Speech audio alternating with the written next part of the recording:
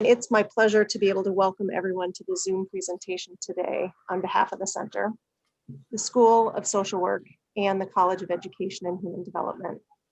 Today's event is made possible through funds by the United States Department of Health and Human Services that's managed and passed through to us through the Minnesota Department of Human Services, Child Safety and Permanency Division. It's a wonderful partnership. This webinar is the fourth in a series that we have put together on permanency and transition to adulthood for youth in the child welfare system. We typically have an in-person conference each spring. However, due to COVID-19, we were unable to gather in that way this year. We are fortunate that we have technology available to us in this country that brings us together virtually so that we can still learn from and spend time together with the topic and our speakers and sharing information together. We want to start this webinar by acknowledging that our university and the land on which we are broadcasting this webinar from in Minnesota is the unceded, traditional, ancestral, and contemporary land of the Dakota people, who are the first people of Minnesota Makoche. By offering this land acknowledgement, we affirm tribal sovereignty and work to hold the university, ourselves, and our partners accountable to American Indian peoples and nations. We also acknowledge slavery's deep roots and recognize the significant role that captive and free African Americans have played in building our country, the United States of America today.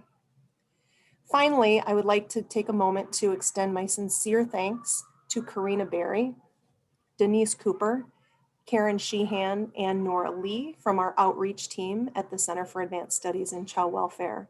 Their diligent work over the last few months has brought us both a CW 360 publication as well as this webinar series. Now I'd like to introduce Karina Berry, our Director of Outreach, to introduce you to our speakers. Thank you, Tracy. Bonjour, everyone. As Tracy said, my name is Karina Berry, and I am the Director of Outreach here at CASCW, and we are so thankful you could join us. I'm just going to quickly share some logistics. We will be, just so everyone knows, we will email all participants a copy of the CEU certificate, a copy of the PowerPoint, and any other resources that may come up in the presentation via email to you all following the presentation. And I'm also going to send in the chat box now to everyone a link to the remaining 2 webinars in this webinar series. And again, all these webinars are free and CEUs are provided, as well as a copy of our CW 360 publication, which features an article on a second chance, which you'll hear more about soon, and some of the work of a second chance. So we hope you can download that publication and hope you enjoy it. If everyone could please keep themselves muted during the presentation, and please use the chat box to engage, to provide comments, ask questions, and our presenters will save some time at the end, and we'll have some different engagement activities for you throughout the presentation. And so I think that's all I have right now, and I will allow Alexandria Thomas to introduce herself and the rest of their team.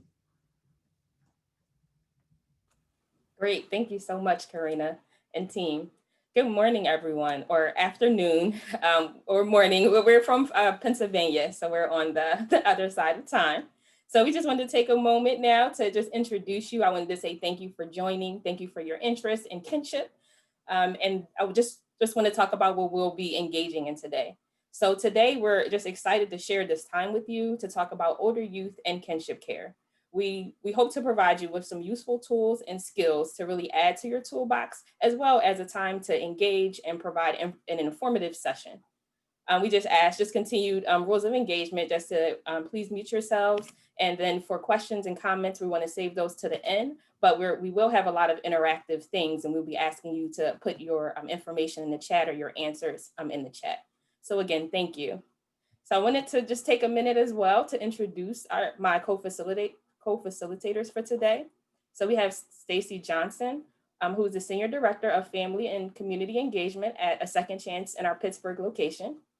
Then there is myself, Alexandria Thomas. I'm the Executive Vice President of A Second Chance at the Philadelphia office. And then we have Jay Kadash, who's the Executive Vice President of Communications, Content, and Systems Engagement. So please let us know. Can you use the chat and just let us know where you're from? And we would just like to know and get an idea of our audience.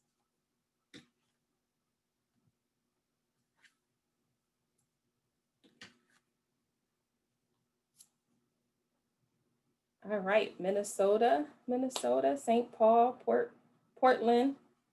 Okay. Great, Oregon State College, awesome. Thank you so much for joining. And we're glad to have just different perspectives and different, just people from around the state or the country. So for our agenda today, what we'll be presenting, we'll do a brief overview of A Second Chance, just to let you know what our agency is about. Then we'll get into our topic of talking about teen and kinship slang. So that's going to be a little interactive for us.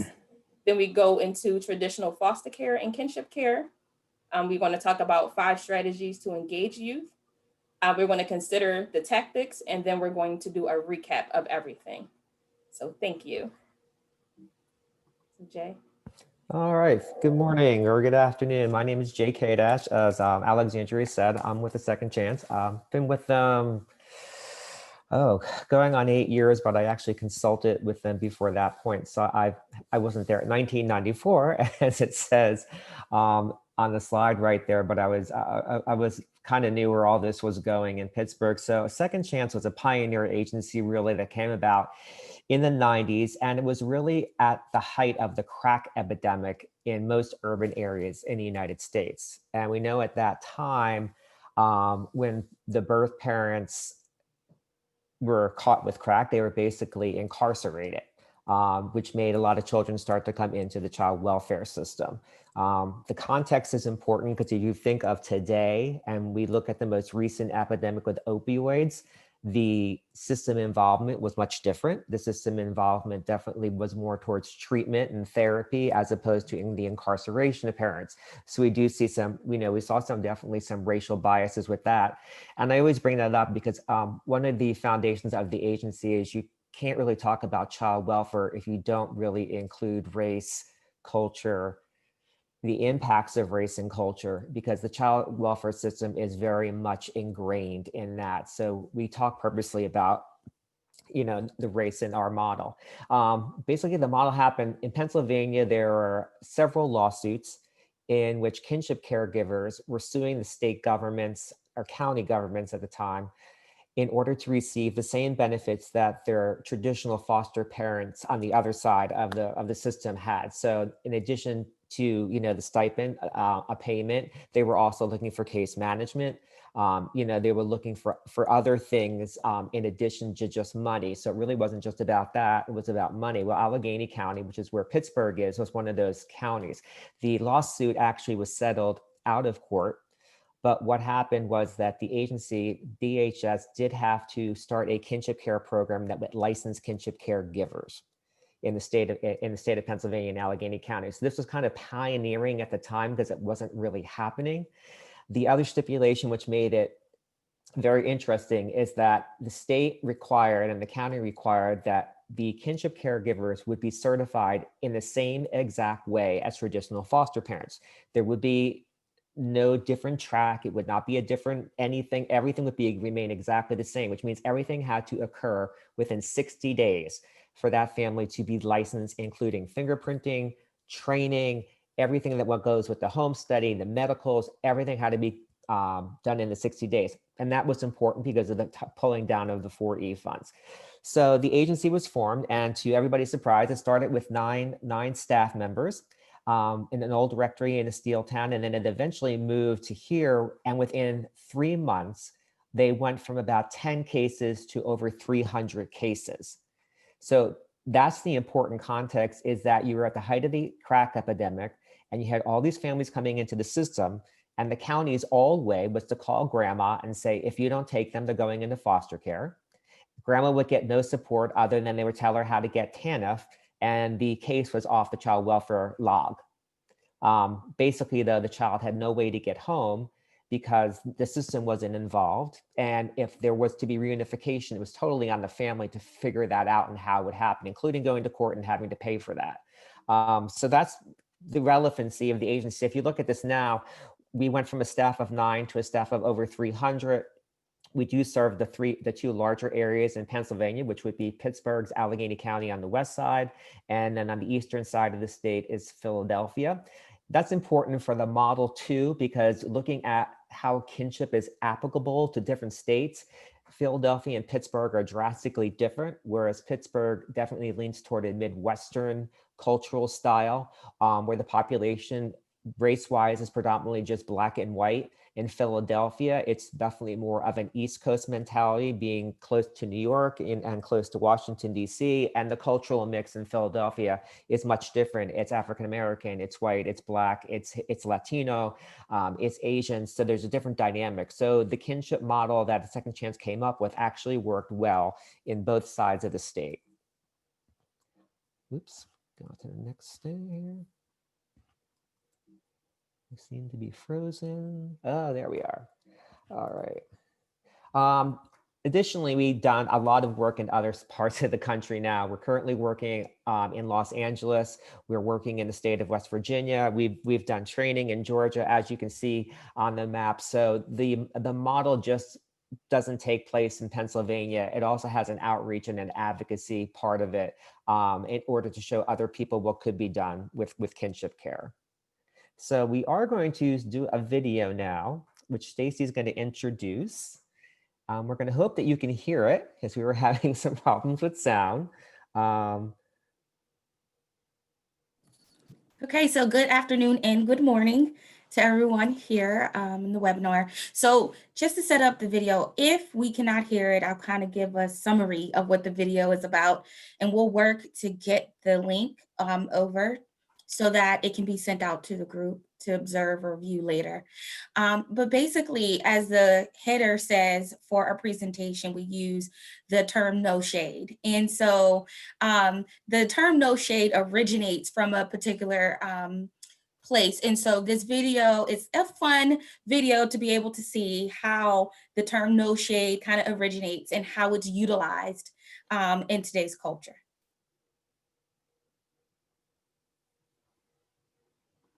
Shade is a word you hear everywhere. That's so shady, and girl, where did the sun go? It's getting shady. Did you just shade me? There's just one little problem. Most of us aren't even using it or throwing it correctly. Throwing shade isn't just making a mean comment or insulting someone. Get your looking Ambien prescription because it's tired. Oh my God. Shade is making a comment without actually saying anything mean.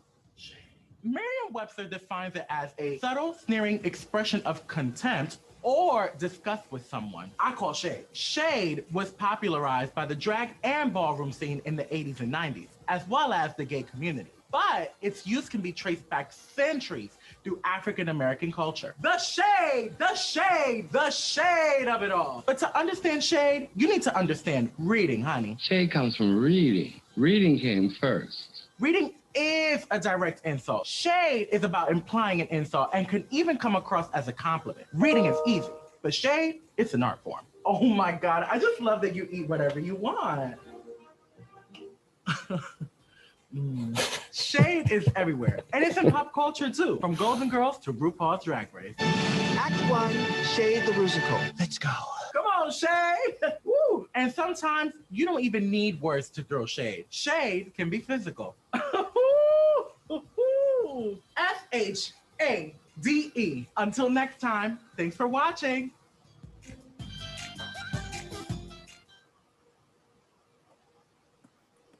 Oh, that worked perfectly. The volume. It's working so perfectly. It's doing it again. So our header for today is no shade, and it's intentional because we understand how at a second chance we do kinship, and how we're very particular in knowing that we pioneered the way that we do kinship. And so when we present the information, we present it in a way that, yes, we know we're experts in this. And when we present it, it's no shade to how anybody else is doing things. But we found through the work that we've done over years with trial and error, because we are not perfect, we found what works, and we've been able to implement it in a lot of different jurisdictions in order to be successful in those jurisdictions too, and working with kinship families. So when we go through this, it's no shade, but it is what we do at a second chance and what we've been able to perfect. So my hope is that you guys get really, really prepared to interact, because I'm super excited, especially about this next one, because, you know, we try to stay young at heart for as long as possible. And for all the millennials that are on the line, you know, get excited, because we're going to ask you to interact with us. But my hope is that you really get engaged and enjoy the presentation that we have for you today. So we'll jump right in with our first just activity, and we're asking that you utilize the chat. So we want to see, what do you know about teen slang? And so we also have an understanding too that this could be more regional as well. So other locations may have different slang or terminologies. So we just want to put that out there. So we have our first term, lit. So can we have some just responses in the chat? What does lit mean if you hear a young person say that? High energy, good times, fun, cool, hyped, excited, on fire, a lot of fun. Yes. Awesome, happy. Yeah, so it's amazing, exciting, cool. So something that's a youth may say, you know, that party was lit, the house was lit, the house, you know, the car was lit, things like that. Pretty much of what them describing. So let's see the next one, snatched. So when they say something is snatched, what does that mean? Looks good, flawless, physically appealing. I have no idea. All right, so yeah, so looks good, fashionable. So you may hear them say, you know, your waist is snatched, or your outfit is snatched, or your hair is snatched. Meaning we always want to be snatched. Always. All right, Gucci. Now it's not the designer label. Good, all good. Great, yep, expensive, fancy. Absolutely, expensive. So we usually it's going well, it's good. So a party could be Gucci, an outfit could be Gucci, a person could be Gucci. All right, so last one, I think this is the last one, period. And sometimes it ends up with poo at the end of period poo. Is the and the T is on purpose. Just want to say, no idea, no more to discuss, period poo, right? Last comment, end of discussion, that's it. Say less, done. You guys are awesome. All right, and it's also, I guess from other things that I know as well, is that it reiterates what you just said. So it's saying, you know, we're in this training, period. Yes, we're in the training. that should be emphasized, absolutely. So great, you guys are great with this. I'm curious, Alexandria, for people that are not millennials, I might be a little bit older, do they have a different definition of what lit was? Because when I was a teenager, lit had a much different implication than it does now. Hi. Okay, under the influence. Yeah. Yes, when I was a teenager, lit did not mean amazing or cool. It meant you were drunk, you were high, you were totally out of it, you were lit. You didn't want to go to school lit. So it is interesting, the evolution of, because I had to tell one of my millennials, they did not believe that the word hipster came out of hippie. I'm like, well, yes, it's kind of the same idea. So it's interesting how each generation has a different vocabulary. And someone mentioned that it still means that sometimes, because we can say, oh, that person's lit. And so we see somebody out and we look at their behaviors, you go, yeah, they're lit. So it still does mean that today too. That's interesting. All right, so bringing it all in, we like to bring it all together. So especially with kinship, just in general, when we're talking about teens and youth, and they have their own types of slang and things that they use. And I'll say, as we're talking about kinship, that we think about how does a teen introduce their family or describe their family, or who even is in the family that they consider family. So they can use terminologies like my fam, my bro, my cuz, or my kin. And it could mean that it doesn't, that we don't really know if they're related or not. Does it matter at some points? And most of the time it doesn't. It's how they relate and how they view those people in their lives. So are there any other like little kinship slangs that we know about that when people refer to others, that it's not generally like my grandmom, we may call her something else, or, any of those. So I see it, TT, auntie. And I'm thinking of some of the other things, maybe Nana. Yep, somebody mentioned that. Grams. And I called my grandmother Granny before she passed. That was my granny. So great. The interesting thing with this. Grandfather here in Pittsburgh, Pap. Pap. And I thought that that's what they would say everywhere until I recognized they did not, and people did not know what Pap meant. The interesting thing from a system perspective, so in Pittsburgh, in Pennsylvania, kinship denotes a blood relative in the system that's related, within that 5 degrees. And then fictive kin means they're related by relationship. It could be a godmother, it could be a teacher, it could be somebody the child or the youth has a pre-existing relationship. But when you go to different parts of the country, sometimes that does not happen. I'm working in West Virginia, and they use relative to mean somebody who is related by blood, and they use kin to mean somebody that the child or the youth has an experience with, a relationship with, but they're not related. So it's very interesting as you go to different parts of the country and you go into different child welfare systems, how even the very meaning and the definition of kin and kinship changes. Because actually in West Virginia, they call it relative care, not kinship care. So I was interested, if you look in the chat, how many people call it in your state or jurisdiction, do you call it kinship care or relative care, or do you call it both?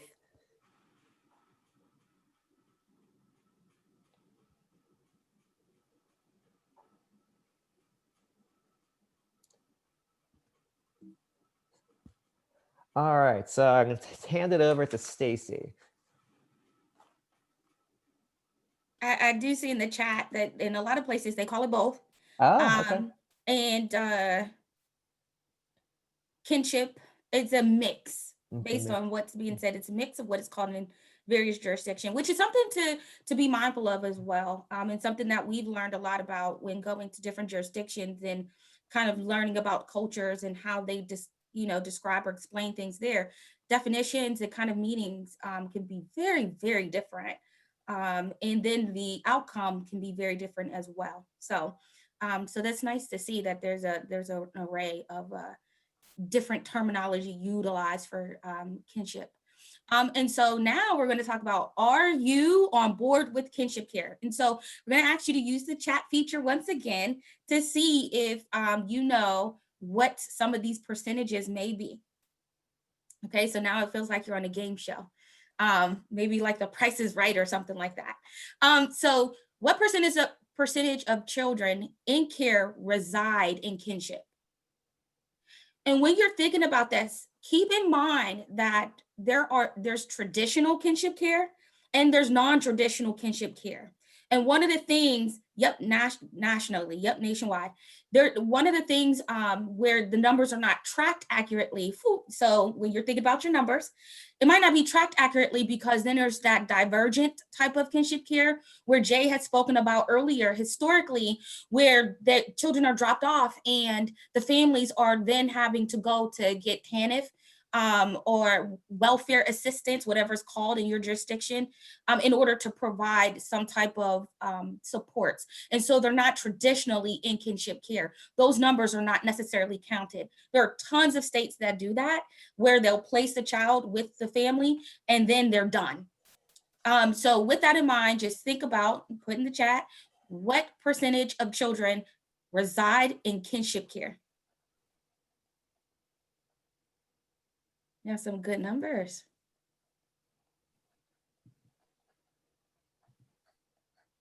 Okay. I'm not going to give you an answer just yet. Then the next one that you'll be putting in the chat is what percentage of children who left foster care in 2018 were reunited with their parents or primary caregivers?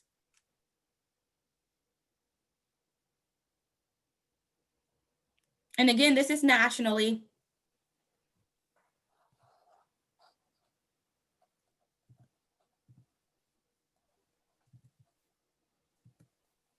Then last, what percentage of youth spend between 1 month and 24 months in care?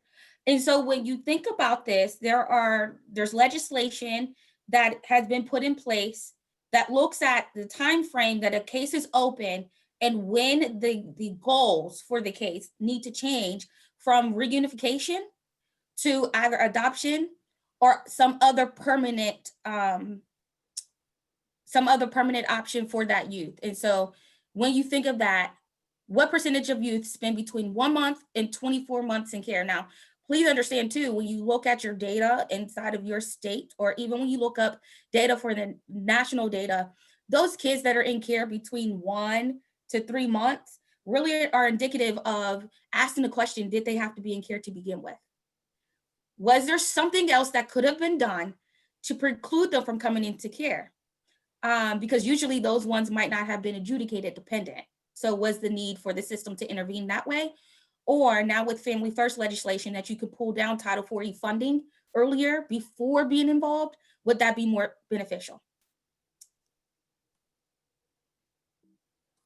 So I see so many percentages. All right, 32% of children in care reside in kinship care. So I saw in the chat, there are some people that put 40, between 40 and 50. So those individuals were the closest to getting that right. The next is 56% of children who left foster care in 2018 were reunited with their parents or primary caretakers. That's a reassuring number. Reunification is the first option when you look at foster care, whether it's kinship care or not. And to see that more than half of youth who are in care, they in 2018 went back to their parents or with a primary caretaker. And lastly, 64% of youth spend between 1 month and 24 months in care. Now we know that there's a further breakdown in those numbers if you want to go deeper and look at, well, how many were there between 1 month and 3 months, so 90 days. And it allows you to be creative with how you can look at implementing services for those families that might just need their light bill paid, that might just need the house cleaned out, that might just need a temporary place to live. Because although we know that homelessness is not a basis for dependency, it happens a lot where children are put in care because of housing. And we know in this pandemic or this epidemic that we're dealing with now with COVID, homelessness is a huge thing that a lot of people are nervous about. And so when thinking about that and the work that you do currently, how can you be creative to put some stopgap measures in place so that kids are not unnecessarily coming into the system? Regardless if they're in the system for 1 month to 24 months, 15 days, there's a trauma associated with entering into the system, no matter how short it is. So thank you guys for playing our game today of Do You Know This Data, and are you on board with kinship care? Thank you, Stacy. And what Stacy said is so drastically important about the numbers and why the numbers matter. In that 64%, we were doing a lot of work with Georgia at the time, and they have something called voluntary kinship. And basically what it is the child, the family receives services for about 3 months. And the reason this came to as a practice is because they found out that a lot of kids were coming into care and they were in for 90 days and then they were out. So it goes back to what Stacy said. They were inducing trauma on this family by bringing them into the system, yet 3 months later they were out. So these numbers do matter because when they looked at their percentages and actually worked with our CEO on this, they came up with an idea of voluntary kinship where, you know, grandma would they would get supports, but the child would not come formally into the system and neither would the parent. So I think what Stacy said, those numbers really, really are important. Even that 32%, what Stacy talked about, in a lot of states, once the family is licensed, they don't call them kinship anymore, they call them foster care. So there's even confusion in certain states and counties where the numbers really don't mesh, as Stacy said. And I think the other thing we have to think about that we're finding out, especially in the time of COVID, is that there is an association that poverty is a form of neglect. And children should not be coming into systems of care because they are poor, which goes to what Stacy said about should these children and families be coming into the system at all. So I think numbers are a big deal. We're going to spend just a couple slides on looking what is this drastic difference, or is there a drastic difference between foster care, traditional foster care, or kinship care. So we're going to use the chat again on a scale from 1 to 10, with 1 being not very similar at all, and with 10 being very, very similar. How similar is kinship care to traditional foster care?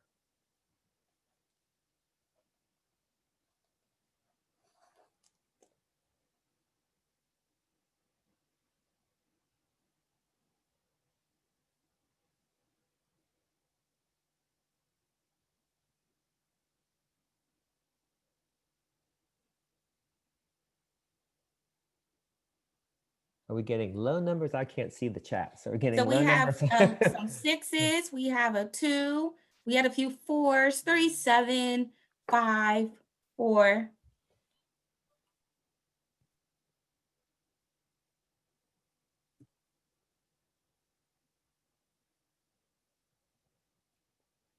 And I don't know if anybody was looking at the picture at the top, but you know, the cat's different.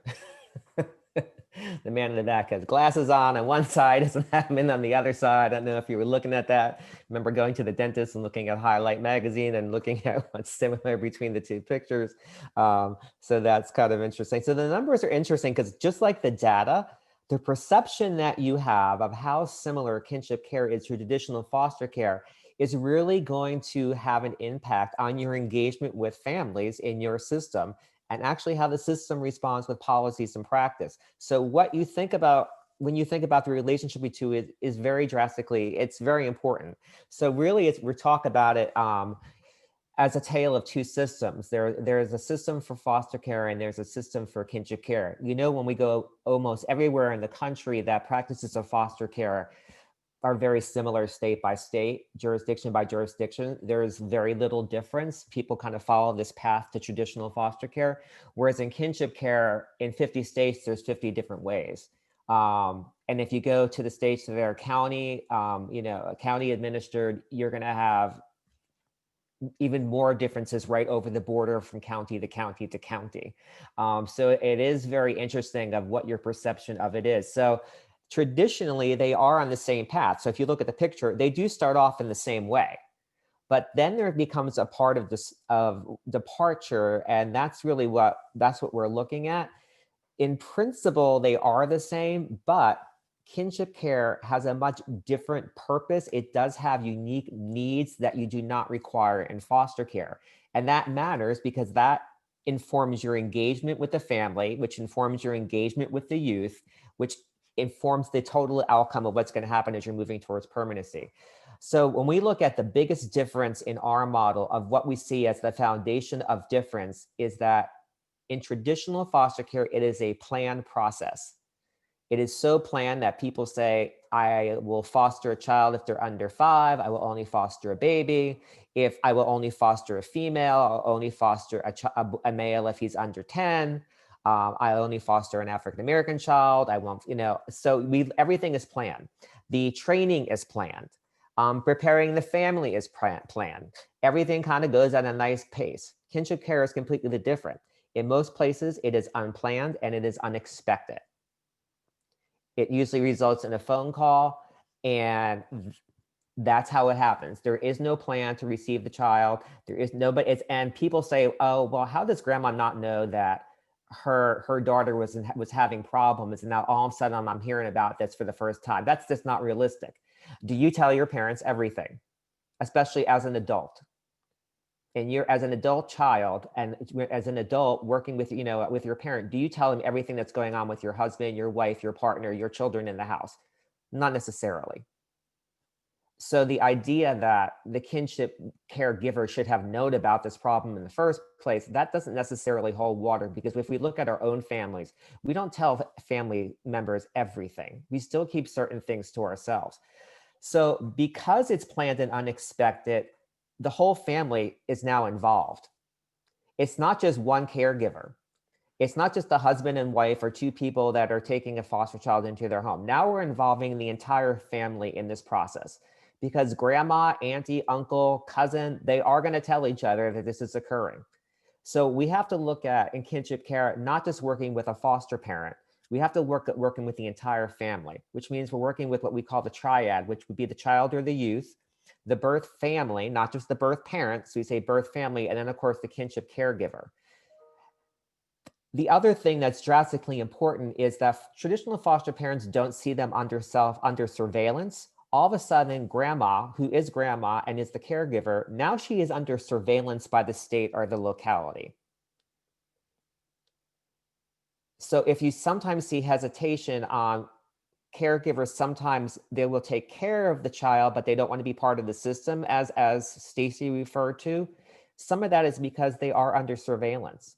It's that whole related thing. It's surveillance of the school, it's surveillance of the police force, and now the family is under surveillance for being a family and taking care of each other. Then there's the family dynamics that are happening within the family. Loyalty is challenged. Grandma believes her daughter can get better or her son can get better and get their children back through reunification, but she also now has to behave with her grandchild in a different way. So that changes the dynamic and puts a lot of pressure on the caregiver. The other thing is now there's a shift in dynamics, which affects everybody. There's a whole shift in the hierarchy. Grandma, who was grandma, is now taking on a parental role. So, and mom is kind of not in the picture right now, especially for a very young child who doesn't understand things. So you have this whole dynamic. So when you're working with older youth in particular, they're working in this entire structure as well. Who are they loyal to? Now they're with their grandmother, they're with their aunt, their uncle, they're still the birth parent. So there's all these dynamics that happen in that do not happen in traditional foster care. They happen in kinship care. So that's the important part we have to remember when we're going through the engagement. So at a second chance, we really believe that mental models mean a lot. If you look at our model of what Triad Centric kinship care means, if you looked at this in 1994, it looked a little bit different. It has grown. And this is where our casework, this is where we start. So people have that visual of what we're talking about. So we purposely put the child and the youth at the center of the triad. It's their safety, well-being, and permanency that we're looking at. But then when we unreveal the two support sides, we're looking at what happens first. There is a connection between the child and the birth parent and the sibling. That's the strongest connection. That strong connection between the birth family and the child. The child's family didn't go away. The child is still with their family. The supporting sides would be the maternal and the paternal. And if you notice that we revealed them at the same time, we used to reveal the maternal side first, but that was an implicit bias on our part. Even the child's record in the child welfare system is under the mother's name.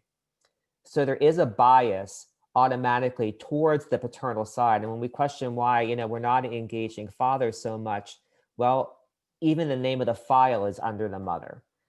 And we always say, if you're not working with the father side of the family, you are intentionally eliminating 50% of that child's life, because the child has a mother and a father. So if we don't look at the paternal side, 50% of the family is not participating in this child's life.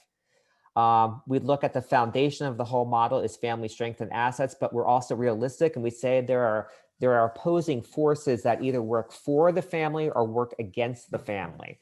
So there's impacts of trauma, there's special needs, there's racism, there's explicit bias, there's implicit bias. So that's pushing on that triad's family to survive and be resilient. The other side is community supports, influences and barriers. Are they there or are they not there?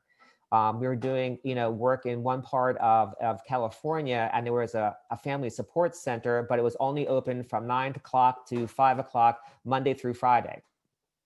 It was closed on Saturday and Sunday, and it shut down after 5. It was a beautiful family center where families can go for supports, but it really wasn't supporting anybody because people work, they had different jobs. Who's going to be able to get there from 9 to 5? So they actually did rectify that, but it's important to look at when we think there's a support, is it really a support? And now I'm going to turn it over back to Alexandria and Stacy, and I'm going to talk a little bit more about the youth engagement model that we use based on that triad and based on the fact that this is kinship care and not traditional foster care. Yes, thank you, Jay. So as your minds are kind of thinking and engaged with kinship, and really we wanted to kind of drench your minds with that, thinking of kinship and applying that with youth. And I'm thinking about some of the cases and things that you have worked with. What are some of before we kind of get into what we do, we are interested in you sharing, what are some of the ways that you engage with youth? And it can be youth in general, but we really want to look at specifically youth and kinship. And then is your engagement with the kinship youth different from what we are explaining it and talking about today? So I guess let's take the one question. Is your engagement different based on some of the information that you've heard? And then what are your youth engagement strategies? And you can maybe just list one.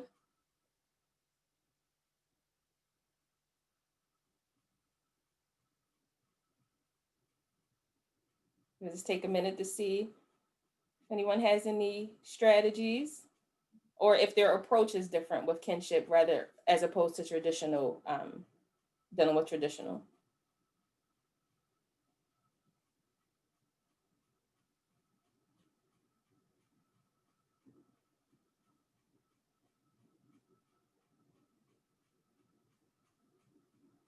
Okay, asking if they had an important detail to share, who would they want to share it with? Helps identify who is closest to them. Absolutely. Yes, I think emphasizing relational permanency more rather than just legal permanency. Absolutely. And I'll just see if there's anyone else that wants to share before we go into. Great. We do FGD, and we have a FGDM program as well. So that's great. So we do FGDM meetings to make placement decisions. We do something called mobility mapping with youth, invite kinship family to all meetings and events. Great. So we're glad to see that you guys are, doing some of those things. That's great. And you facilitate and coordinate FGDMs. Awesome. So we want to go on to really talk about some of the ways that the strategies and ways that we engage our older youth.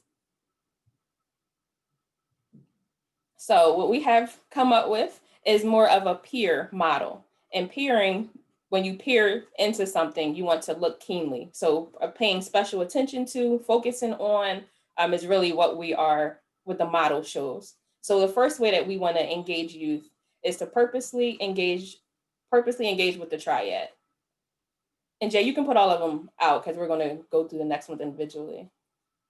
So after purposefully engaging with the triad, we want to also empower the triad.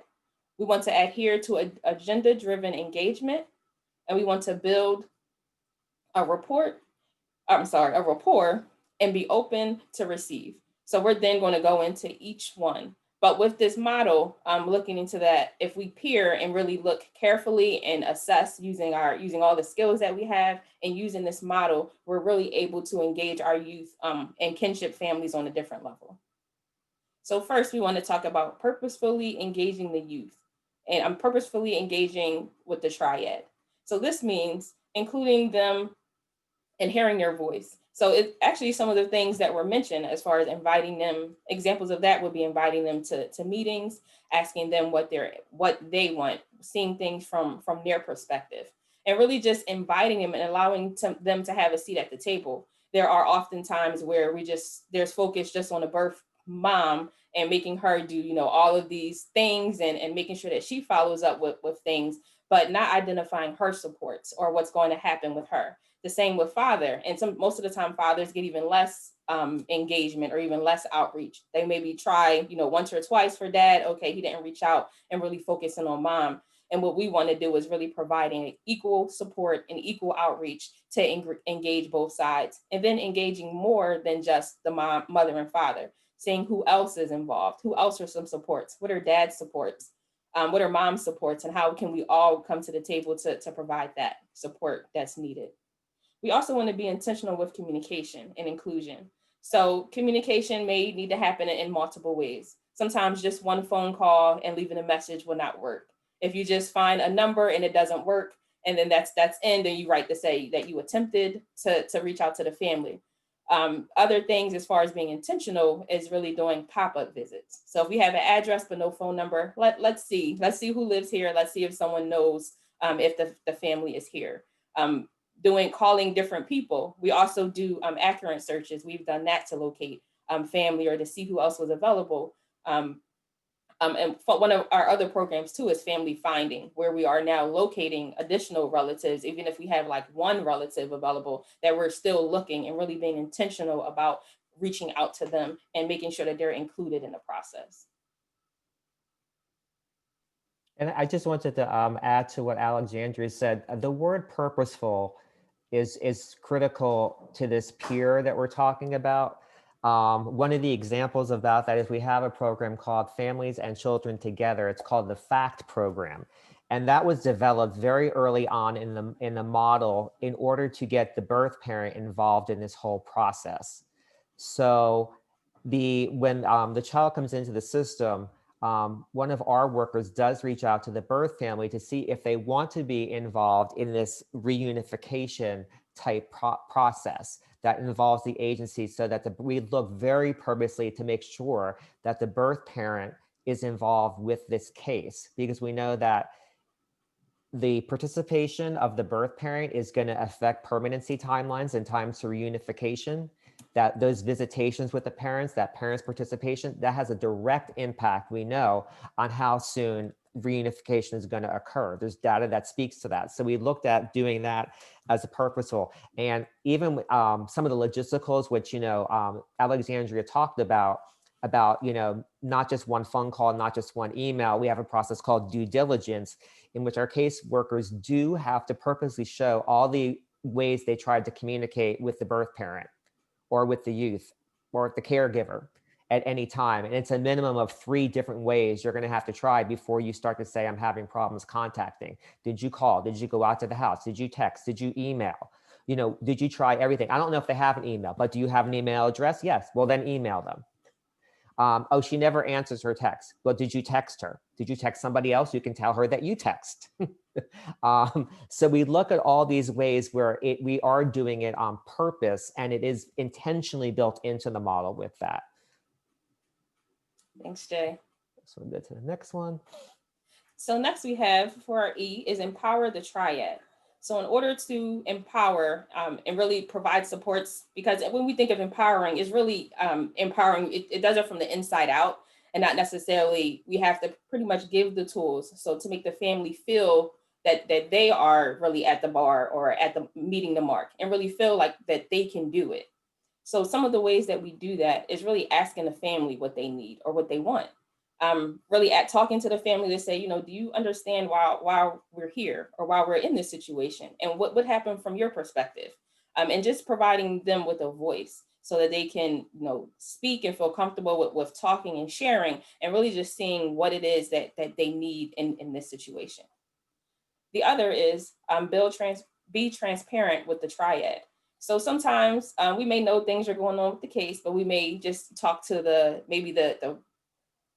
foster parent or the grandmom and not share it with everyone. So that kind of leaves the birth parent maybe feeling like they're in isolation or don't feel like they're being supported. Or we know that there are things in a home that we need to maybe adjust, fix, or look at, but we don't say anything, that we just kind of, okay, well, it's okay. It's okay in the home, but then we go out and we may talk to our supervisor or talk to other people and say, actually, these are the concerns, without really being transparent with the family. So that's one thing that even if the message is tough, even if they don't like it, you may get a cuss out or, a hung up on, that we still, you know, still stand in the truth and say, you know, we just have to be transparent with you and let you know what's going on, regardless of the outcome. And we're not talking about transparency to blur the lines of confidentiality or safety or anything like that, but more just being upfront and honest about the situations that are happening. And the next, also just building trust. And the way that we build trust with the family as well as the child is really through consistency and reliability. And it's so simple, but some people miss it. So that means returning a phone call, showing up when you say you're going to come, if you say, oh, I'm going to bring tokens or bring, food or a gift card or something, bring that, show up when you're supposed to. Be reliable, that if you're supposed to do transport for court, that you're showing up on time, that you're making sure that the family has their visit, that we're not starting late. So some of those things really show that, the family, that they're important, they're valued in that sense. Stacy, I think you have the next. Yeah, I just wanted to add to this what Alexandria just said. The other thing that's important here is this, and Alexandria alluded to it, we just call it full disclosure, which means you're telling them every option that's on the table. And that even goes with permanency. We are the broker of services of permanency. We tell the family what is available, and they make the decision of which way they want to go to permanency. Of course, we're looking for reunification first, and that's what we're working for.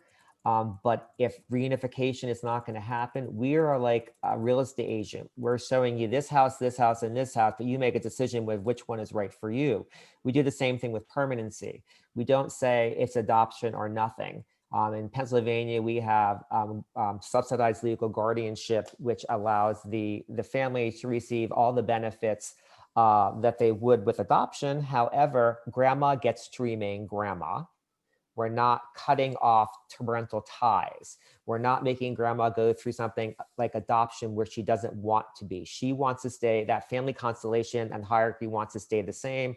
And thus in permanency, that guardianship becomes very, very important because it allows the family to stay how they want to stay and not how the government or the system is telling them they have to reorganize. So I think that's a really important thing. And that goes back to that transparency, with the caregiver.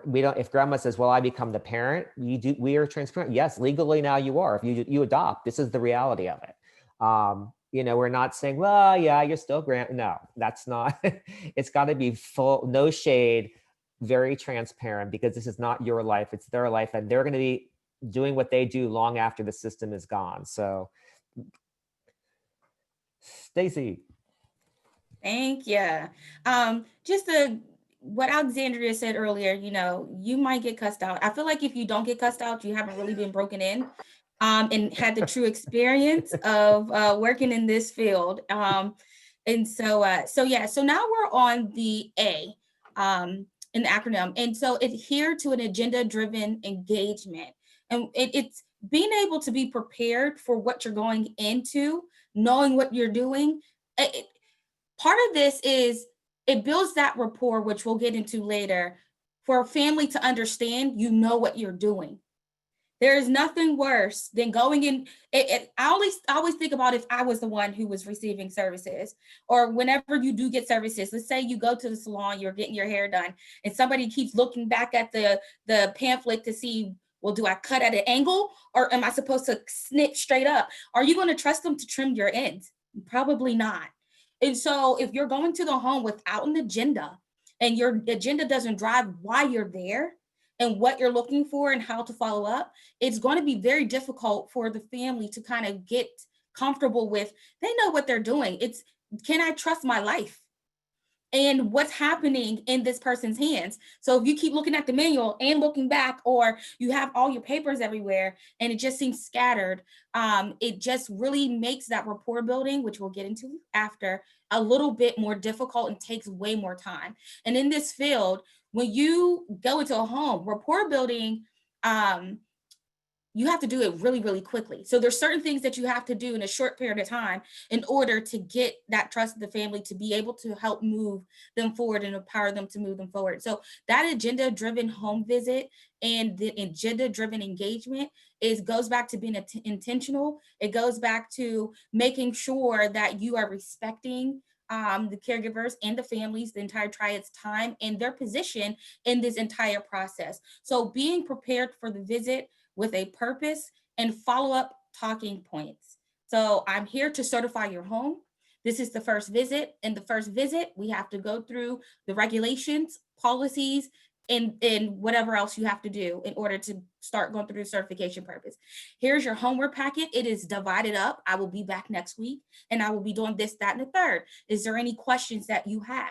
And it precludes you from being in that home way too long, because who knows? I mean, now home is everything. Home is school. Home is your extracurricular activities. Home is everything. So everyone doesn't have 5 hours to spend because you're not prepared. So going in there with that agenda-driven engagement and then being creative with the engagement. Everyone doesn't communicate in the same way. So it's important to be aware also of generational differences. I'm not going to give something technology-wise to someone. Some people might prefer emails. They might prefer you to communicate with them in text message. They might like to send you pictures that way. But if they're not technology savvy and they don't understand, they want it written down. I know the grandmas, the grandparents that are taking care of grandchildren that might be a little older, they wanted hard copy. I wanted hard copy. I want to be able to see it. I want to highlight it. And then when you're dealing with the youth, let's go out and play some kickball or something. Let's go outside. Let's talk. Let's take a walk or something like that. And so just being able to be creative with the engagement and talking about things the youth are interested in, and being thoughtful of maybe an activity that you could do. And Stacy, I want to just add really quickly too, is that with engaging the youth do know when you're not prepared as well for their visit. And they know that, they asked you for something last week and you don't have it and you're asking the same questions from the week before. And it's like, and sometimes they'll say, Miss, what's going on? I don't understand, Miss, or Sir, or, how our young people talk nowadays that really show that, you actually don't know me and you don't care about me. And that's important as well. Just as important as showing up for the caregiver, you have to show up for the youth as well.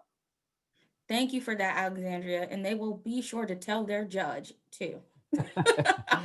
Yeah, that is true. And I wanted to add to, something that it's so agenda driven, and Stacy talked about you need to have it, what you're going to do, and you're doing that agenda before you go into the house, because we ask that our caseworkers, when they're working with older youth, and we have a special unit that does work with older youth, we ask them that they not bring paperwork in with them when they come into the house for the first time, because the engagement should begin with the confidence that the caseworker has in going in to work with the youth, and you do not want that barrier of paperwork coming in.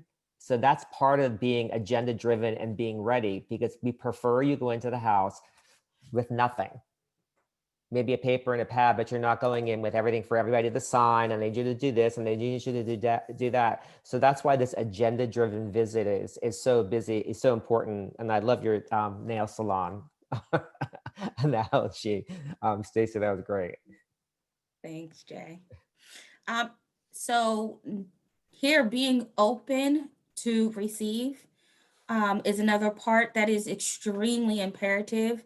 And so, like Jay had mentioned, when we have a unit, it's a high impact unit at a second chance, where they are specialized, and their specialty is, part of it is engagement and how they engage. So going in without that paperwork allows the youth to know that they're not just an ordinary coming in for certification and documentation collection. And I'm not just here for the purpose of adhering to procedures or policies that are given out from the state. I really want to engage with you, and what you have to say to me is important. So making sure you check your body language, your tone, and your responses to what's being said.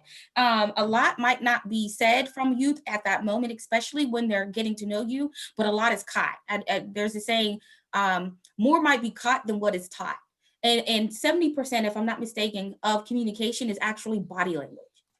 And so when a youth has been in care and, you know, just the nature of the beast of changing workers and things not happening like they're supposed to, there's a lack of trust to begin with. And so your ability to be open to receive and looking at your body language, paying attention to your tone and your responses, making sure that they're engaging, that they're real to what's going on as well, and that you're not being fake, right? Because there are a lot of other slang terms that are used with youth that we didn't mention up there that they will definitely let you know, I'm not feeling you. I don't want to talk to you because every time you come, it's really not about me. You're just trying to get out of this what you need. It's just a job to you. And so being able to assess your own interactions and seeing if there's anything else that you could do differently. If you find out that they're not being receptive to something that you're used to doing, every family is different. Every child is different. Every case is different. You have to be able to keep your head on a swivel, as they say, and be able to pivot very quickly in order to meet the needs of the family. Our engagement with families is very short compared to a lifetime of someone. And so our engagement has to be intentional. Girl Scouts has a saying that they say that you want to leave a place better than how you found it. And so utilizing this, making sure that you go in and you're open to receive, you don't want to cause more trauma that's not necessary. If you can prevent it, preclude it by being prepared and making sure you're open to receive. So do you treat all clients the same? Are you able to pivot, as I said? Are you able to change your approach, action, behaviors to get a different result? You have to be able to pivot. You should not treat all clients the same. The only thing that should be same is that you're treating everybody with dignity and respect. But everyone's not the same, so you do have to utilize different techniques in order to get the outcome that they want. The last one is rapport building. So I know that earlier on I talked about rapport building, but rapport building is so important. And utilizing this approach allows you to be able to do rapport building quicker. With less kinks and less hiccups and less tripping and less different things that you have to work through. So building rapport, so meeting the youth with understanding the case history, but check your bases regarding their story. So if you ever talk to an alumni or older youth, a lot of things that they say is that they do not appreciate that their life story is told in a file. And before they know you know so much about them, but you only know the negative. And coming into that, you just want an understanding of what's going on, but you don't want to go in when you're getting an understanding of the case as if you know fully what's happening. Because that family and that youth, they're the expert in their story. They're the expert in their life. And so you want to be aware if there are medications that are being taken. You want to be aware if there's services that should be in place. Then you want to be aware if there's ever any type of things to be able to prepare yourself so that you can prevent emergencies from happening because you already know something else is looming, but you don't want to read a case file for the purpose of, I know this kid and I know what's going on, then going in and speaking as if you're the expert and you're not. The next part is being consistent. We all know about consistency, right? You have a regiment that you want something to work, if you got blemishes or whatnot, and you're trying to get things together, you want to exercise because you want to lose weight, and you're doing it once a week, but you're supposed to do it every other day, you're not going to get the results. Consistency is a very important thing. So if you want the rapport to be as strong and to happen quickly, you have to be consistent with what you do, and it's positive consistency that matters. And then it's an ongoing process. And so looking at strengthening versus the fractures. So you look at what you need to do to strengthen the process, to strengthen the relationship, and you look at what you need to do to fracture some of the things that cause the untrust or distrust with the system as a whole. So when you look at this and you utilize these different steps, it will definitely help tremendously with engagement and your rapport building, just overall with your families that you work with.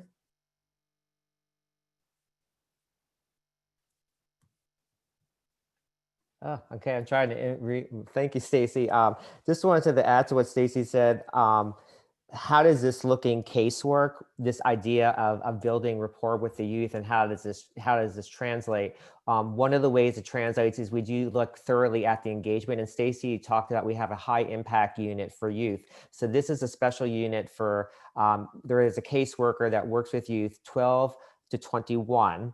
And they are either screened in or screened out of this unit. There is a youth strength assessment which occurs, and depending on their score on that, they either come into this special unit where there's more intense services with the youth, or they stay with a regular ongoing caseworker. But all the words for this were even intentionally chosen. We call it a high impact, not a high risk. Originally, it was called a high risk unit, but the negative connotation that goes with that, we decided to remove that. How are you going to go into the house with the grandmother and the youth and say, hi, we're putting you in the high risk unit? The words matter. The rapport starts right there. So we're having a high impact unit. We're going to have somebody be with you more intensely with the youth. So they kind of get that idea going right away. And even the rapport with the first visit, that as Stacy said, just agenda driven, the high impact teen worker calls the family prior to him or her showing up in the house and tells them what's going to occur. And when they get there, the meeting is with the caregiver and anybody else who's in the house. So it starts off with the family because that's the context of where the youth is. The youth isn't living by themselves, they're in a house. So everybody in the house is aware of why that worker's there. And then when our worker works with in front of the caregiver and the youth, do you know why I'm here? That's the honest, do you ask that question to the youth? Do you know why I'm here in your house and I'm working with you? So that goes back to, what do you actually put into case management that works? And questionings of what you're going to, the youth needs to be aware of what's going on. And as Stacy said, the cards are stacked against him. You have all the files, you have all the information, and that youth knows nothing about you or why you're there. So you're building a relationship that's uneven to start with. And if you don't keep that in mind, you're not going to be successful with the engagement. We did want to think, the other thing you're going to have to add to this is this is a strategy, this peer strategy, but the strategy has to be done in context as well. This is something we use in our trauma-informed training. If you conceal your grief, there's no remedy for it. If you don't acknowledge that there's trauma going on, the engagement is just not going to work. And there is trauma. If a family is in child welfare, there is trauma, and there is varying degrees of it, but there is trauma. There's generational trauma. There's the in-time trauma. There's trauma. So you have to be able to engage in a trauma-informed way. Alexandria is just going to introduce a little bit of something that we use in our training. What you expect to see. Every child is different, but we can look at some common boundaries and things that older youth might put up as a guard with their impact on trauma. So I don't know if you want to just give a little synopsis or. Yeah, so in just looking at just trauma and how youth and teens react, they can react differently as compared to younger children versus even how adults act. So some of the things that they may do with you, or being withdrawing, or being first showing that they're in isolation or have poor social boundaries, are some of the ways that teens deal with the trauma, as opposed to if it was an adult, that it may look differently, or in a younger child.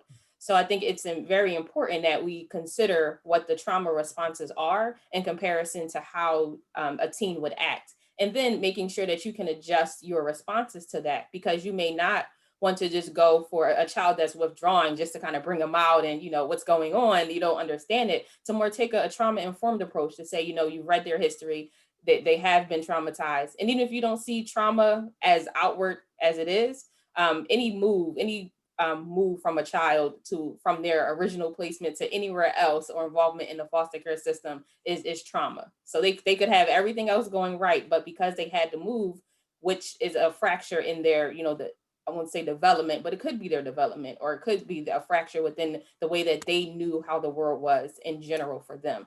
It's changed. So we have to take that into consideration and really learn and work through that. And first by understanding what those responses look like, and then working, finding out ways and how we can work around them. So we can use, just keep the slide available for you guys to reference when you need to. And the thing that we always say in our trauma-informed training is there's no expiration date on trauma. So you may not see certain behaviors or reactions in the beginning of the engagement with the youth, but maybe 3 months later you do. And it is trauma related. So the idea that, oh, I have such a great engagement now and I'm doing well with this kid and everything's improving and I'm working with the caregiver, and then something happens, there's a trigger.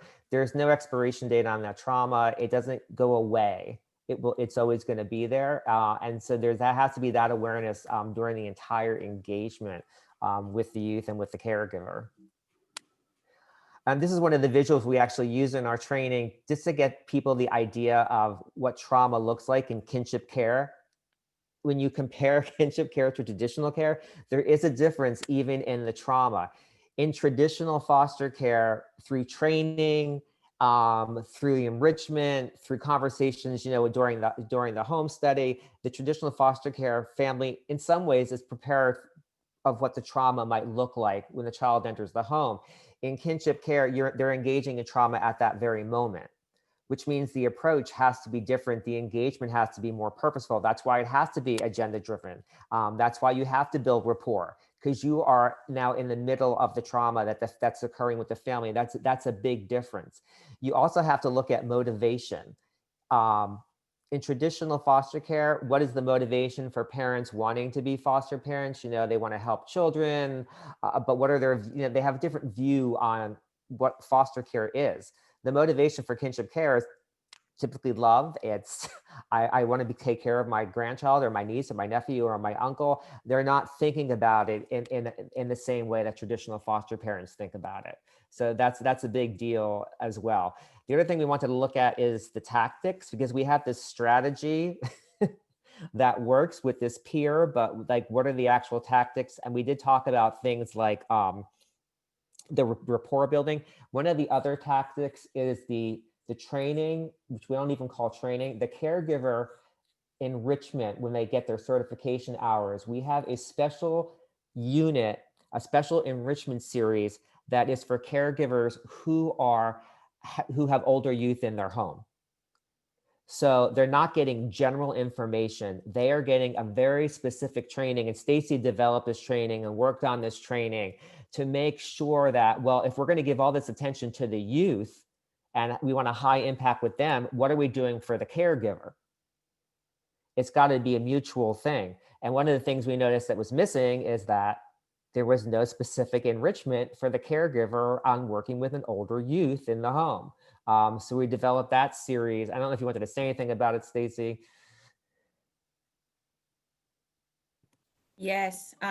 So we wanted to make sure to focus on some of the things that are germane to youth who are a little bit older, and some of the things that they experience. And so that a caregiver can have some tools in order to utilize to know how to engage, when they should kind of pull back, to help them not to overreact to some things too. There's some things that are germane culturally to older youth that are in care that they might do as a defense mechanism or to feel protected. Like, for instance, you look at the social media page, they might say that, they're affiliated with some type of organization, when in all actuality it's just so that they can feel protected, or maybe for clout. It might not be that they're actually affiliated. So being able to address certain things appropriately, while also being able to look out for different impacts of peer pressure, teen dating, drug and alcohol use, just different things that they should be aware of, weapons, all those different things. And then allowing them to know, again, these are just some tools that you can build upon, but it's specific to this age group and not just all clumped in with everything else as far as adolescents and infants and everything like that. Thank you, Stacy. Very welcome.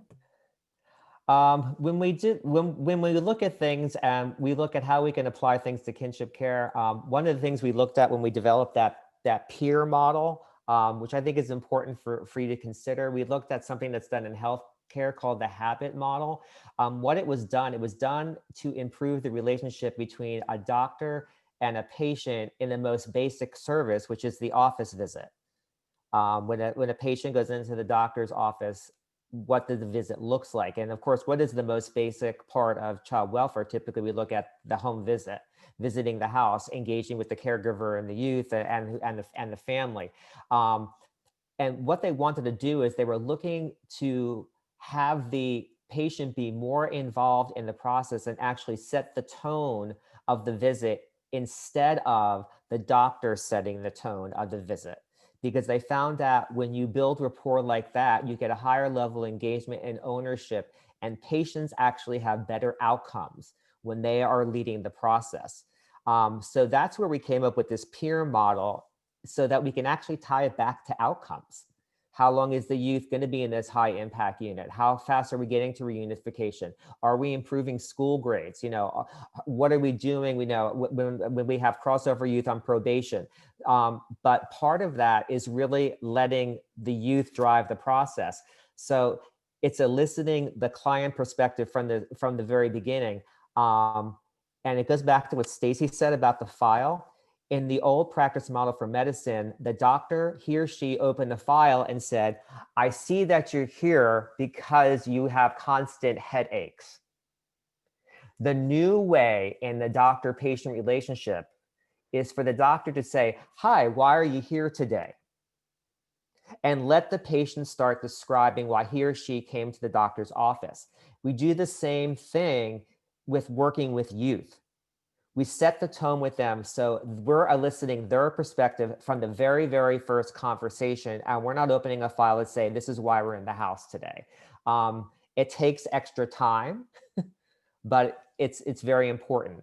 The idea of demonstrating empathy and saying, you might have to say, I don't know how you feel, but tell me about what you're feeling like that, especially maybe a youth that's going through probation. And the caseworker that they never experienced being on probation in their entire life. So it's that basic empathy that we talk about, and then delivering information at point in time. So that goes back to what Stacy said about being agenda driven and knowing in advance. So if you're going to a youth who maybe it's an academic problem and they need a tutor or something, you have to be able to respond point in time. When the doctor says, okay, I think you're going to need, I'm going to give you medication, you need this, you need that, they have it right at their fingertips. They don't go to a book and say, I have to look it up. So if you're going into the house and it's an educational issue, it's truancy, what do you have to work with? Can you provide supports with tutoring? Can you, what supports can you provide for self-regulation skills about getting up in time? So you have to be prepared to know what you're getting into. So we looked at that model really to develop our model that we call the peer model. The other thing we looked at is what does really empowerment look like? And we came down with, power really is about choice. When you have power over somebody, as opposed to power with somebody or empowerment with them. So traditional casework would be you have power over the youth, the power has over the system. But we're looking at when you're in a kinship situation, you're going to have to allow the family to have that power. And it's hard for professionals to give that power up because we're taught even in undergrad and in graduate care, you're the professional, you know what's best. So now we're saying take that all back again, and it's the family who knows what's best for them, and you're there to guide. So the biggest thing with empowerment is trust. And that goes back to what Stacy said. You have to build trust in yourself. So when you're giving family support suggestions, like you can call this person, you can go to this program, there's a support group for this. If you're empowering them, they trust you from the very beginning that what you're giving them is legitimate and it's worthwhile. It's not just another program you decided to give them. Oh, here's a tutoring program. It'll be good for you on math. You might actually have to physically take them to that tutoring appointment and start the process there. And that can only be done through trust. So that's part of our training when we work with our high impact. And the other thing we talk about with working with youth in a high impact unit is the idea of emergency versus urgency. Emergency is working with immediate threats. Urgency is thinking there could be a threat. And we look at all the ways that where are the pink flags that can come up in a case for a disruption. And that's why we're working with urgency. We're not reacting at that moment. We're thinking what could happen. So our caseworkers do go into the home looking at, are there any pink flags that can become red flags that might put this relationship at jeopardy and disrupt the placement? Because we don't want to disrupt the placement. We want the youth to stay with the family because that's a stronger way to go.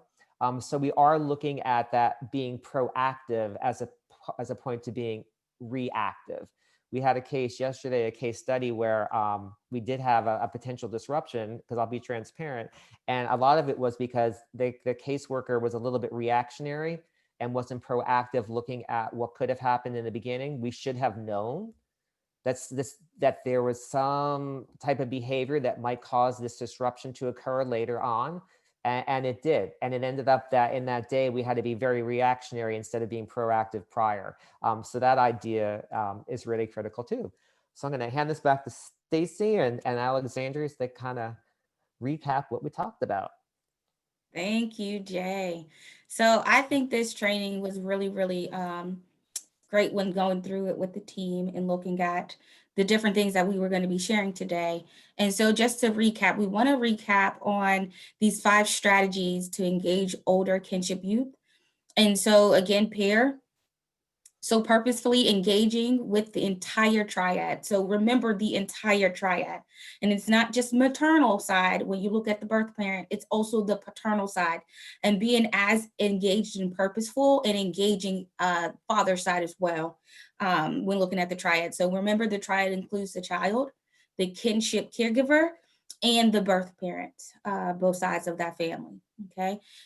Empower the triad. And so the different things that we can do when we work with our families to empower the triad to be engaged and to make the decisions on what they want to happen as it pertains to this case, and engaging the youth, because their voice matters, especially when you look at different permanency options. A youth has to agree to them after a certain age in order for it to happen, whether it's adoption or PLC. And so making sure to engage and empower the youth as well. Adhere to an agenda-driven engagement and visits. Again, you don't want someone to clip your ends who doesn't know what they're doing. So you also want to make sure that when you go into the home, you show that you know what you're doing and you have an agenda. It also allows you to show the family you respect their time and you respect what they have to do. So you can get in there, get things done that you need to. You won't forget anything and have to come back. No emergency type of things. That helps to get to the next point of building a rapport, because rapport building is super important. And rapport building quickly at the beginning of a case is even more critical. And then being open to receive. Again, the family and the youth, they're the experts on their family and their lives. And we're coming in just to assist in getting them through this process and this part of their life that they're in at the current moment. I didn't know if there's anything else you wanted to add to this slide, Alexandria. No, you've covered it quite nicely. Yay. So we did want to take a time. We have about 4 minutes just to ask any questions, even if it's not a question, just reflections. And if this information, if you found the information useful, and anything that you would like to, how you want to incorporate this in working with kinship. So if there's anything in the chat, and I guess at this time we can, we can do it in the chat, I would say, just for time's sake.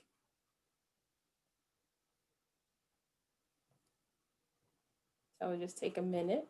And then just additionally, as we're doing that, we do have our contact information. And again, we will be, the PowerPoint will be available just for you after. So if you have like any questions, any follow-ups for anything, any of the information, feel free to reach out, connect with us. And we'll be happy to try to assist. And even if you want to share ideas or talk about working through something specifically, feel free. So we thank you. And Jay, is this the last? That's the last slide. Okay, awesome. Oh, wait, no, wait, there might be, Oh. there we are. Oh, Okay, that's our last slide. So I don't see anything in the chat, but we definitely thank you for taking the opportunity to just listen and hear about kinship and how we engage our youth and really the way that we go about doing our work. And we are hopeful that the information that we've shared is useful and you're able to use it with your families. And we want to thank you all, Alexandria, Stacy, Jay, for a wonderful presentation and such great information, practice approaches, values, philosophies, everything. And as everyone's logging off, a reminder that we will follow up with an email with CEUs, a copy of the PowerPoint later today, this afternoon. But yeah, let us know if you all have any questions and keep an eye out for the future webinars in this series. And I'll resend the link to the CW 360 again, which, as I mentioned at the beginning, features an article from and about the second chance kinship care. And I do see information in the chat. Someone asked to connect with Jay. So if you want to connect with anyone, feel free to reach out via our emails. Thank you.